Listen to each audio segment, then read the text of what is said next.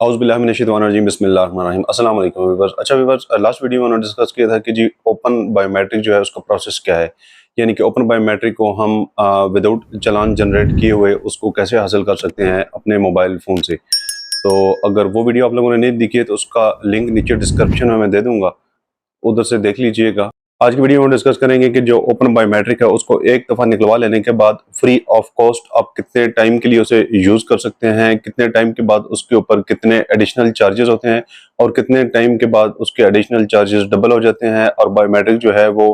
कितने टाइम के लिए वैलिड होती है और कितने टाइम के बाद बायोमेट्रिक एक्सपायर हो जाती है। और फर्स्ट बायोमेट्रिक जब एक्सपायर हो जाएगी तो नई आप बायोमेट्रिक निकलवाएंगे तो पुरानी बायोमेट्रिक जो है वो किस तरह असरअंदाज होगी नई बायोमेट्रिक। तो सबसे पहली बात व्यूअर्स ये है कि जब भी आप बायोमेट्रिक लेते हैं तो आपकी ये जिम्मेदारी बनती है, ये बहुत अच्छा इकदाम है पाकिस्तान एक्साइज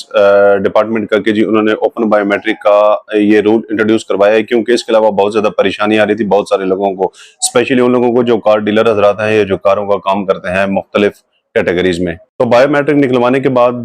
30 दिन का वैलिडिटी टाइम होता है इसका। जिस तरह वैसे भी आप अगर मोबाइल से निकलवाते हैं, जिस तरह जरिए से भी आप निकलवाते हैं,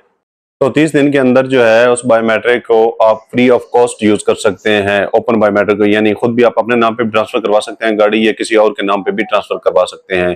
30 दिन के अंदर आपने करवा ली तो वेल एंड गुड। अगर किसी वजह, किसी मजबूरी या किसी भी वजह से आपने 30 दिन का टाइम जाया कर दिया, अगले 30 दिन यानी कि एक महीने के बाद दूसरा महीना शुरू हो गया, तो दूसरे महीने शुरू होते ही 30 दिन से 31 या 32 दिन हो गए, तो उसके बाद आपके ऊपर एडिशनल चार्ज एक्साइज डिपार्टमेंट की तरफ से 10,000 रुपए जो हैं वो फर्स्ट मंथ के लागू हो जाएंगे। फर्स्ट मंथ के 10,000 लागू हो जाएंगे, यानी कि दूसरे महीने भी जो आपके पास ओपन बायोमेट्रिक है वो दूसरे महीने भी वैलिड होगी, लेकिन उसके ऊपर 10,000 वैलिडिटी चार्ज के साथ। दूसरे महीने के बाद अगर तीसरे महीने की बात करें तो तीसरे महीने भी वो वैलिड होगी, लेकिन उसके ऊपर जो एडिशनल चार्ज हैं वो 10,000 के बजाय 20,000 हो जाएंगे। और इसी तरह चौथे महीने अगर आप उसे यूज करें वो वैलिड होगी, लेकिन उसके ऊपर जो एडिशनल चार्ज हैं वो 20 की बजाय 30,000 हो जाएंगे। यानी कि जो पहले 30 दिन पहला महीना है उसमें फ्री ऑफ कॉस्ट यूज करेंगे, दूसरे महीने 10,000 हो जाएंगे,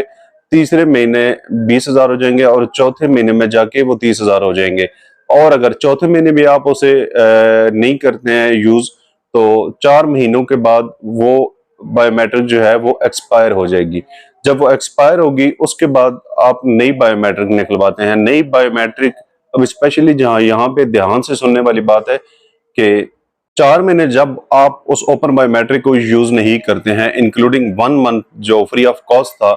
उसके,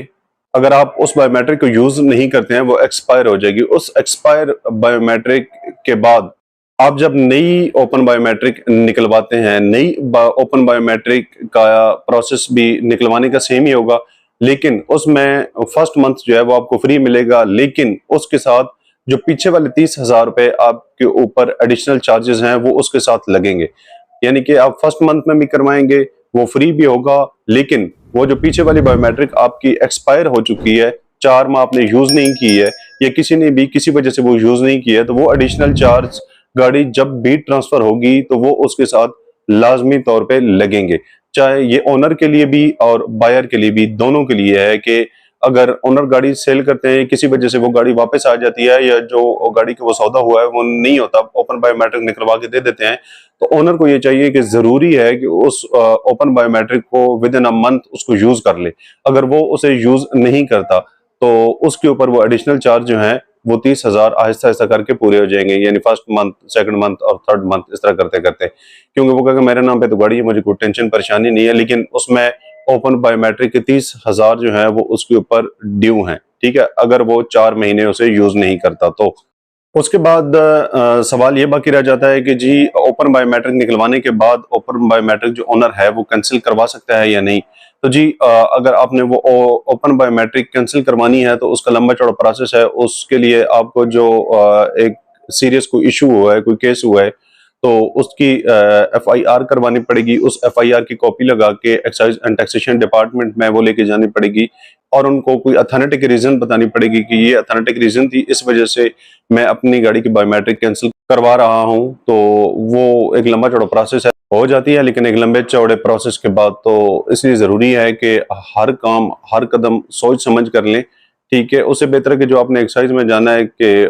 آپ کے گھر میں کوئی اور ہے تو اس کے نام پہ گاڑی ٹرانسفر کروا دیں، کیونکہ آنے جانے میں FIR کروانے میں وہ کافی اس میں جو ہے وہ ضلالت ہوتی ہے۔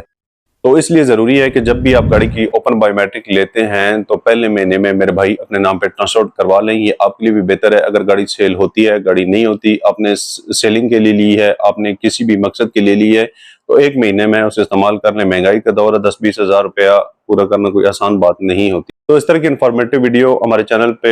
ڈیلی بیسس پہ اپلوڈ ہوتی رہتی ہیں، ان کو دیکھنے کے لیے ہمارے چینل کو لائک اور سبسکرائب کر کے بیل کے آئیکن کو پریس کرنا مت بھولیے گا۔ بیل کے آئیکن کو پریس کرنے سے ہر نئے آنے والی ویڈیو کا نوٹیفیکیشن جو ہے وہ آپ کو آٹومیٹکلی ملتا رہے گا۔ تو اپنا بہت سارا خیال رکھیے گا، دعاؤں میں یاد رکھیے گا۔ ملتے ہیں نیکسٹ ویڈیو میں، تب تک کے لیے اجازت دیجیے جی، اللہ حافظ۔